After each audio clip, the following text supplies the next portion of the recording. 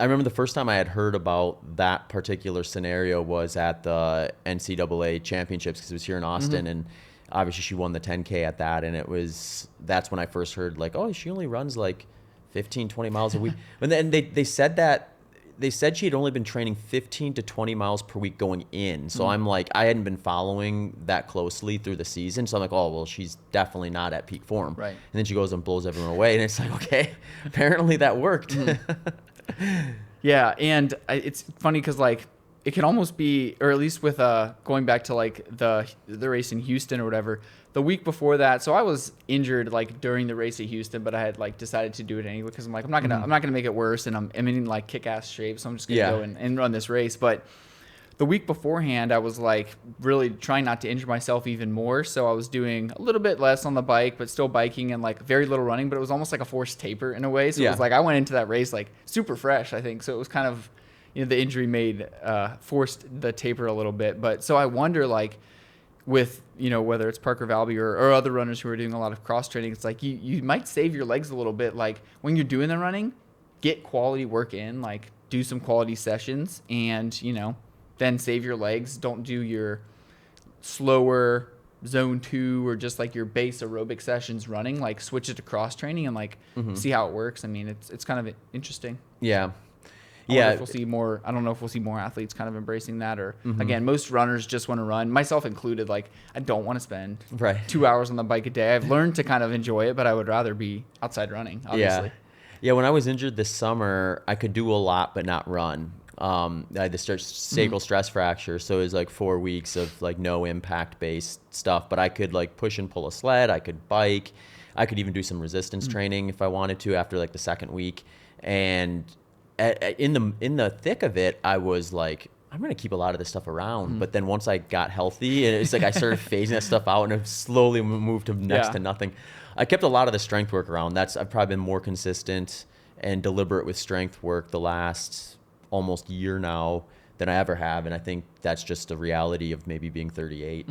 It's like it's no longer something where it's like it's kind of fun to go to do strength work every once in a while, but now it's like, yeah, you better do it every day. Not optional. Yeah, for sure. When you do your strength training, so are you doing it every day, or are you doing like a couple more like heavier sessions per week? 'Cause I'm curious how you do it, because I'm sure you're a bit like me, and maybe most runners who like, I don't necessarily like to strength train. I don't necessarily like to lift weights. If you catch me on the right day, in the right mood, I might be like pumped to go to the gym. But generally, I'm just like, this is kind of like boring. I mean, it's not as like mentally like stimulating as like running is. So I just don't like to do it. It's almost kind of like the just like a chore to do. So I've tried to find ways recently to integrate strength training, but doing it more frequently seems to be better for me. So like what I've been doing lately is 3 days a week, I'll do like a probably 20-ish, maybe 30, maybe minute max circuit of, I'll just pick like 3 to 4 exercises, do them at the house. I have some kettlebells, I have some like general other stuff, and I'll kind of do that. That to me seems to be a better way to do it. I could do some more like heavy stuff and actually go to the gym and do some like heavy lifts. I think that would be beneficial. But in terms of just like integrating it, frequency for me has been better versus just saying, I'm going to go to the gym now for an hour and a half and like do these long drawn out sessions. So I'm curious how you like strength, how you program your strength. Yeah, I should clarify on that, because it's every day, but it's not like what you would imagine when you think strength training every day. So the way I look at it is I've got like daily drills or daily exercise, and those are things I'm gonna aim for every day. I'll miss a day every once in a while, but I'm usually pretty consistent. And that's going to be just a series of kind of mechanical motions, more or less, where I'm not really doing any weight bearing for the most part with it, but I'm doing like leg swings, forward squats, Bulgarian split squats unweighted, some box steps, and maybe just like a set. And I'm just going to run through like that circuit. It's probably like maybe 10, 15 minutes tops. And then that's going to be like baseline, like just drills essentially. And then from there, I'll do like one lower body session that is like muscular endurance based. So like I'll do like alternate leg jump squats, forward lunges. What's the other one that I have in there? I didn't even have my program in front of me.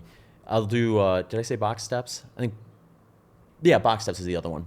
So that's like like a 4-piece muscular endurance routine that I'll do.